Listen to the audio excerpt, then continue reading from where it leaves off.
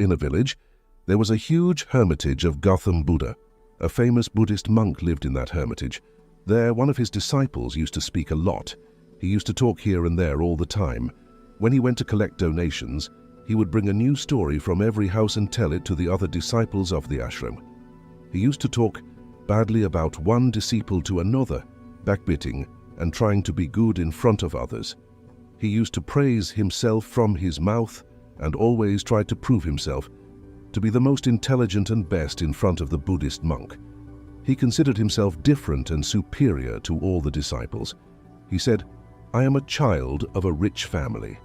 If I wanted, I could have lived a comfortable and full of facility life, but I left all that and came here because I have to discover the truth, to know myself, to know life. That's why my sacrifice is bigger than all of you." One day, the Buddhist monk called all the disciples of the ashram and said, "All of you have to make some resolution for the next 1 month. This will strengthen your determination power and will infuse self-power in you. All of you can make any resolution according to your ability. And if any one of you breaks your resolution before 1 month, then he will return to his old routine." All the disciples took big or small resolutions according to their power and went away after telling the Buddhist monk about their resolutions. But the disciple who wanted to show himself as different and bigger went directly to the Buddhist monk's cottage and said, "I do not want to take any small resolution, but I want to take a big and great resolution like myself. Please tell me what resolution should be taken." Hearing this, the Buddhist monk smiled and said, "Will you be able to fulfill the resolution given by me? Will it be possible for you to complete it?" "Probably not. That's not possible for you. You will not be able to complete it. That's why you find a resolution." The disciple said, "No, Buddhist monk.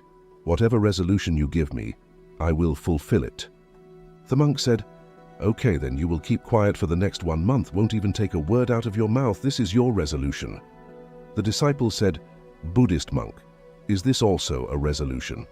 "This is very easy. Remain silent for a month. You give me some big resolution which is worthy of my ability, which I have a problem in fulfilling." The Buddhist monk said, "First, you fulfill this resolution and show it." The disciple obeyed the Buddhist monk and he became silent. At the same time and turned and went out of the hut. He found it much easier to remain silent. He spent 1 day silently, but from the 2nd day, the burden of not speaking started increasing in his mind. On the 3rd day, he started feeling heaviness, and on the 4th day, he started feeling a strange uneasiness because all the disciples in the ashram were talking to each other. He also wanted to present his side in front of them. He wanted to stop speaking, but his resolve was coming in the way. In this way, a few more days passed, and that disciple fell ill. His head was exploding. He didn't even feel like eating or drinking. He just wanted to speak. He went to the Buddhist monk and sat in front of him and talked to him by writing, "Buddhist monk, I want to speak. I can't breathe without speaking. I am getting out of breath. I feel like I'm losing my mind internally. What should I do? Should I break my resolution?" The Buddhist monk smiled after reading this and said, "Resolutions are only meant to be broken, but the one who fulfills his resolution increases his inner strength. And the one who increases his inner strength, he is on the path of society and awakening." Grows further. Taking the resolution was also in your hands, and breaking it is also in your hands. Many of the disciples have broken their resolve and returned to their old routine. If you are not able to do it, then you can also break your resolve and go back to your old routine. But remember, if you are not able to handle this small resolution today, then how will you be able to handle the rest of your life? The rest of the decision is entirely in your hands. These words of the Buddhist monk hurt the heart of the disciple. He went back without saying anything and locked himself in his hut. He used to come out of the hut only for his essential work and would sit inside the hut for the rest of the time. 15 days had passed, and the resolve of all the disciples in the ashram almost had been broken by now, but his resolve was still on. After taking the resolution till now, he had not uttered a single word. The entire ashram was taken aback by the sudden silence of the person who used to speak so much. After 15 days, He again went to the Buddhist monk and talked to him by writing, "Buddhist monk, I am silent from outside, but there are many voices inside me. There is a lot of whining and complaining. I keep talking inside my mind and keep asking all kinds of questions. The more silent I am from outside, the more noisy I am from within. Is my resolve still on?" The Buddhist monk said, "Yes, your resolution is still going on, but as long as these voices fall into your ears, your mind will keep on speaking because you have a habit of speaking. You may be silent on the outside, but you will be speaking on the inside. You have to go away from these things and these voices." The disciple goes from there after thanking the Buddhist monk. Then he leaves his hut in the morning and goes towards the forest. Many days pass, and the time of resolution is also completed. But the disciple does not return. Everyone in the ashram was afraid that some wild animal might have eaten him. Meanwhile, many efforts were made to find him, but he was nowhere to be found. All the disciples had assumed that the wild animals had made him their prey, but the Buddhist monk did not think so. One day, another disciple of the ashram came to the Buddhist monk and said, "Buddhist monk, what must have happened to that talkative monk of ours? Would the animals have killed him?" The Buddhist monk said, "The animals may have made him their prey, but there could be another reason for his non-return. Maybe he got what he went for." Then the disciple asked, "Buddhist monk, is it so harmful to speak too much?" The Buddhist monk said, "It is often said that one of the many difficulties of being human is the inability to remain silent. We constantly feel the need to speak, even when it is not necessary or when it may lead to negative consequences. A significant portion of our troubles come from our tendency to talk too much. Many family arguments and conflicts are caused by our meaningless chatter. We all want to be heard, but we often fail to listen to others. Instead, we focus on expressing our own opinions and convincing others that we are right. This only leads to more misunderstandings and resentment. This pattern of speaking and not listening continues throughout our lives, causing unnecessary stress and misunderstandings. But in this ignorance we lose our time, our life, our understanding, and most important and precious moments, which can be lived, which can be experienced, which can be enjoyed. But what do we get in return? Nothing. Everything becomes futile and wasted. Only a few people realize what we have lost in this madness, just as other people do not know about their arrival. Similarly, they do not know about their departure. The disciple said, "Then what is the solution?" The Buddhist monk said, "This is the only way. To watch your thoughts with full awareness. Contemplating all mental problems by staying in the present and doing your work with full awareness brings miraculous changes in life." After that, after getting answers to his questions from the Buddhist monk, he bowed down to him and went away from there. It had been 3 months since the disciple had left the ashram, and there had been no news of him. The Buddhist monks had given up hope of his return. One day, to everyone's surprise and happiness, he returned to the ashram. He was not the same person who had left. He had undergone an incredible transformation, and a sense of calmness radiated from him. His face exuded peace and tranquility. As soon as he came to the ashram, all the disciples surrounded him from all sides and started talking. He also started talking to his disciples. Everyone who talked to him felt he was no longer as impatient and talkative as before.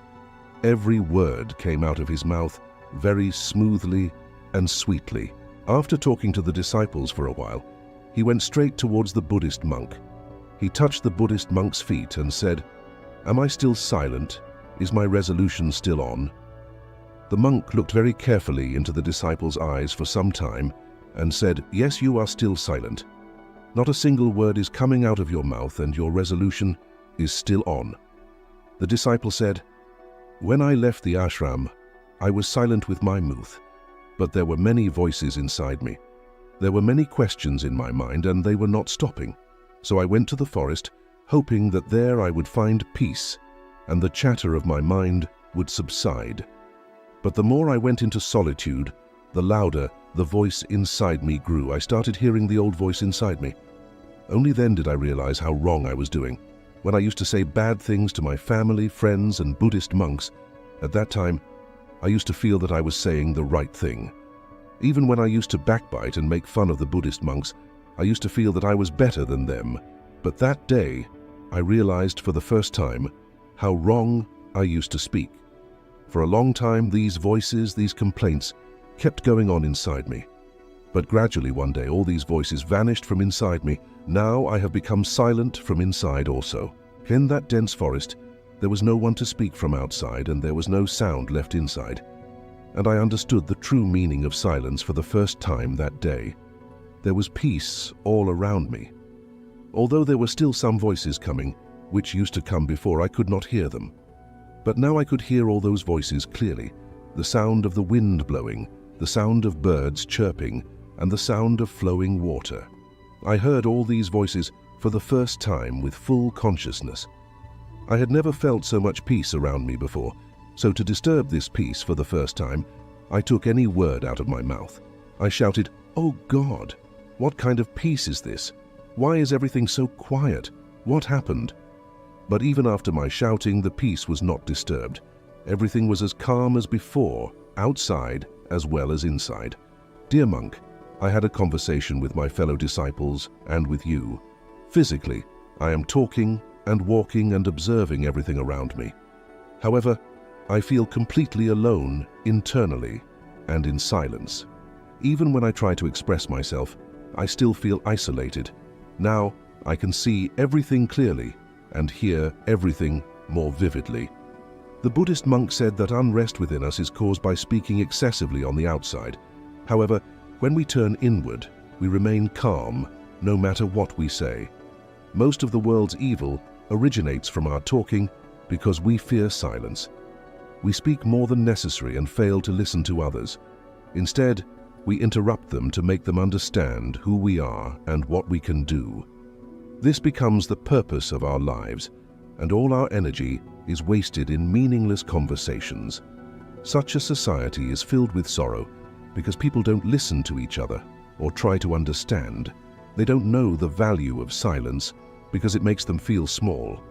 The reason behind all the battles in the world is our excessive talking. Therefore, we should speak only as much as necessary to conserve our energy. Unnecessary talking never allows us to go inward and always pulls us outwards. If we want to turn towards our inner world, we must keep our mouths closed. That's why all the Buddhas who became enlightened ran towards solitude to avoid speaking too much and listening too much.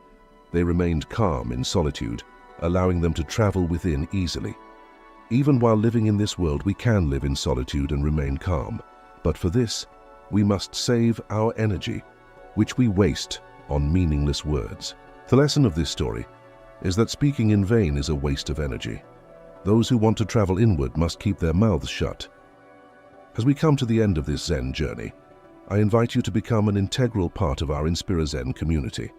If you found inspiration in this story, support us by hitting the like button, sharing it with your friends, and leaving a comment below with your thoughts or any Zen stories you'd like to hear next. And for more moments of motivation and tranquility, don't forget to subscribe and ring the notification bell. Your engagement fuels our journey. Thank you for walking this path of wisdom and enlightenment with us.